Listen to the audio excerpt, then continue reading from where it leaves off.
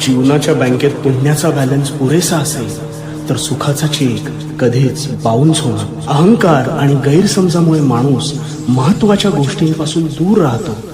कारण गैरसमज सत्य ऐकू देत नाही आणि अहंकार सत्य पाहू देत नाही. तुम्हाला लागलेले कोणतेही व्यसन सोडा, म्हणजे तुम्हाला शांती हमखास मिळेल. तुमच्या हातावरील रेषेत दडलेले भविष्य कधीच पाहू नका, तर त्याच हाताने प्रामाणिकपणे कष्ट करत राहा. कष्टाने तुम्हाला ध्येय प्राप्ती निश्चित होईल. आणि ध्येय साध्य करणे कितीही कठीण असो, पण जर आत्मविश्वास असेल तर अशक्य असं काहीच नाही. कोणी नावे ठेवली तर थांबायचं नसतं.